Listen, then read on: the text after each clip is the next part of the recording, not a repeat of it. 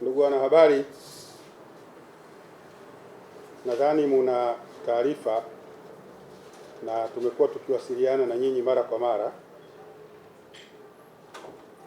kwamba Jeshi la Polisi Tanzania,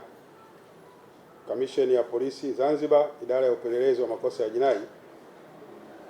imekuwa ikifanya uchunguzi wa shauri la kujaribu kujinyonga linalomhusu raia wa kigeni ajulikanaye Ashley Jenny Robinson, raia wa Marekani mwenye umri wa miaka 31.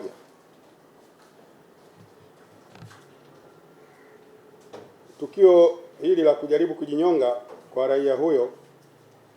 wa Marekani, kama nilivyomtaja hapo awali, lilitokea tarehe 8 mwezi wa 4 mwaka wa 2026 majira ya saa 2:55 usiku huko kwenye hoteli ya Zuri iliyoko eneo la Nungwi, mkoa wa Kaskazini Unguja. Marehemu Ashley Jenny Robinson aliingia hotelini hapo, yani Zuri Hotel, tarehe 6 mwezi wa 4 2026 akiwa na mchumba wake aitwaye Joseph Isaac McCain, ambaye vile vile huyu ni raia wa Marekani, na kupangishwa kwenye nyumba au villa namba 25. Siku ya tukio, yani tarehe 8 mwezi wa 4 mwaka 2026 majira ya saa 12 jioni, kulitokea na hali ya kutokuelewana baina ya marehemu na mchumba wake huyo, kama nilivyomtaja hapo juu, bwana Joseph, ambapo walikuwa na mizozo isiyoeleweka. Ni mizozo ya kijamii na ya kifamilia, na kwa mujibu wa taarifa za hotelini pale, mizozo hiyo ilikuwa imeanza tangu siku wakiingia pale hotelini. Kwa hiyo taarifa hiyo ya kutokuelewana kati yao ilipofika kwenye uongozi wa hoteli, uongozi wa hoteli ulifika pale na kuanza kuzungumza nao, lakini kwa haraka ili kuepusha ile mizozo isiendelee, uongozi wa hoteli ulitoa maamuzi ya kuwatenganisha vyumba. Hivyo wakaamua kumhamisha huyu mchumba wake ndugu Joseph kutoka kwenye ile nyumba au villa namba 25 na kumhamishia kwenye nyumba namba 65 kwa muda, wakati swala lao la kutokuelewana likitafutiwa ufumbuzi hotelini hapo. Kwa hiyo wakati bwana Joseph akihamishiwa kwenye villa namba 65, marehemu Ashley Jenny Robinson alibaki kwenye nyumba au villa namba 25 ambayo walifikia awali na mchumba wake. Siku hiyo hiyo ya tarehe 8 mwezi wa 4 ilipofika majira ya saa 2:55, mmoja kati ya wahudumu wa hoteli hiyo akiwa katika shughuli zake za kawaida za kutoa huduma za jioni kwenye vyumba, ikiwemo kama kupuliza dawa za wadudu, kuweka neti kwenye vitanda na kufanya usafi maeneo mbalimbali kama vyooni, alipofika kwenye hiyo nyumba au villa namba 25 akakuta kuna kiza na mlango ukiwa umefungwa kwa ndani. Aligonga ili kupata kufunguliwa, lakini hakupata majibu na hakuna mtu aliyeitikia kutoka ndani. Hivyo akaamua kutumia ufunguo wa akiba aliyekuwa nao, ambapo ni kawaida wanapokwenda kwenye vyumba wakakuta vyumba vimefungwa, aidha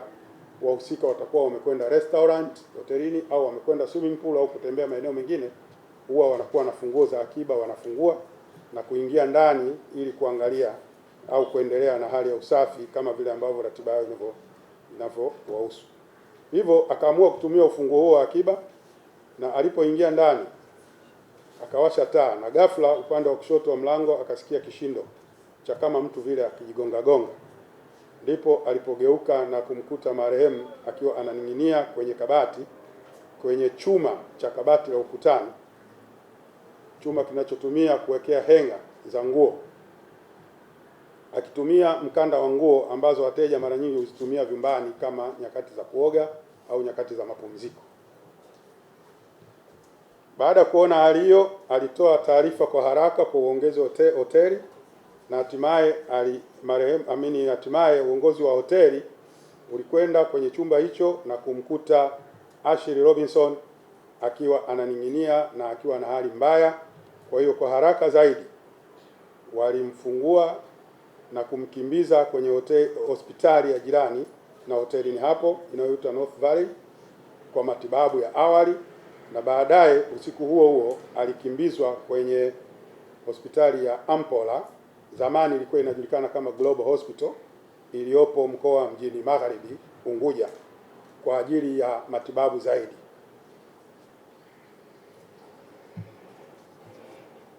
Mgeni huyo Ashley Robinson aliendelea na matibabu akiwa na hali mbaya katika hospitali hiyo ya Ampola, na ilipofika tarehe 9 mwezi wa 4 2026 majira ya saa 9 alasiri,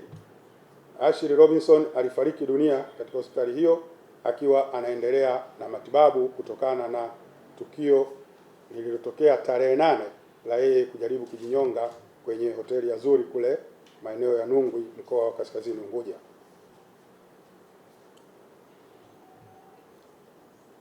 Upelelezi wa jeshi la polisi uliendelea na uchunguzi ulifanywa kwa kufuata taratibu na procedure, kwa maana ya taratibu zote za kipelelezi, ikiwemo kukagua eneo la tukio, kukusanya vielelezo na kupata maelezo kutoka kwa mashahidi walioona tukio ili kuona ni nini kimetokea na kuthibitisha kile kilichotokea kwamba ndicho haswa kimetokea. Kwa hiyo aidha, katika upelelezi huo jeshi la polisi tulishirikiana na mamlaka mbalimbali za haki jinai kwa mujibu wa sheria na taratibu za kiupelelezi, ikiwemo maabara ya mkemia mkuu wa serikali, kitengo cha cyber forensic kwa maana ya maabara ya uchunguzi wa vyombo vya umeme kwa maana ya simu, lakini vile vile tulishirikiana na hospitali ya Lumumba kwa ajili ya uchunguzi wa mwili wa marehemu baada ya tukio hilo la yeye kufariki kwenye hospitali ile ya Mpora. Aidha, katika uchunguzi wetu tulizingatia mambo kadhaa ili kufika uamuzi wa kuona kwamba nini kimetokea na uthibitisho wa kile kilichotokea. Tuliangalia mwenendo na tabia za marehemu tangu alipowasili Zanzibar, lakini baadhi ya sampuli zilizokutwa kwenye eneo la tukio kwa maana ya kwenye hoteli ile ya Zuri, lakini kutoka kwenye mwili wa marehemu wakati akifanywa uchunguzi kwenye hospitali ya Lumumba, lakini vile vile vifaa vya electronic kama nilipoeleza hapo awali, ikiwemo simu ya marehemu pamoja na mchumba wake Joseph, na wenyewe vilifanywa uchunguzi kwenye maabara ya uchunguzi wa kisayansi ya jeshi la polisi. Lakini vile vile tulizingatia maelezo mbalimbali kutoka kwa mashahidi walioshuhudia tukio. Ndugu wanahabari, kupitia mashahidi pamoja na vifaa mbalimbali vya kielektroniki tulivyovichunguza, lakini vile vile pamoja na sampuli mbalimbali tulizozichukua kwenye eneo la tukio pamoja kwenye mwili wa marehemu wakati wa kufanya uchunguzi wa tukio hili, imegundulika kabla ya tukio lile la kujaribu kujinyonga siku ya tarehe 8, marehemu alikuwa na tatizo kubwa sana la msongo wa mawazo, na hii imethibitika kupitia jumbe fupi mbalimbali kwa maana ya message kutoka kwenye simu ya marehemu alizokuwa akipishana nazo au akiwasiliana nazo yeye pamoja na mchumba wake Joseph, lakini na watu wengine ambao ni ndugu na jamaa wa nje ya yeye pamoja na Joseph. Kwa hiyo hii ilituthibitishia kugundua mwenendo wa marehemu kabla ya tukio lake la kujaribu kujinyonga ambao kulikuja kusababisha kifo chake. Baada ya upelelezi huo kwa kushirikiana na taasisi nyingine, upelelezi umethibitisha bila shaka yoyote tukio la marehemu alilolifanya tarehe 8 mwezi wa 4 2026 la kujaribu kujinyonga katika hoteli ya Zuri ndio lililopelekea au lililosababisha kifo chake tarehe 9 mwezi wa 4 2026 majira ya saa 9 alasiri katika hospitali ya Ampola au Global Hospital iliyoko maeneo ya Unguja mjini Magharibi. Hivyo, kutokana na ushahidi uliokusanywa wa tukio hilo, hakuna mtu yeyote anayeweza kuhusishwa kwa namna moja au yoyote ile kwenye kifo cha marehemu, na uthibitisho ni kwamba marehemu amefariki kutokana na jaribio la yeye kujinyonga lililotokea siku ya tarehe 8 mwezi wa 9, ambapo akiwa kwenye matibabu kwenye hospitali hiyo ya Ampola majira ya saa 9 siku ya tarehe 9 mwezi wa 4 alifariki dunia. Wito wetu sisi kama Jeshi la Polisi ni kwamba tunatoa wito kwa wazazi, walezi au ndugu kuendelea kuwa karibu sana na watoto au vijana wao ili kujua mienendo yao ya kimaisha ya kila siku, ili kuelewa pindi wanapokuwa na changamoto zozote za kimaisha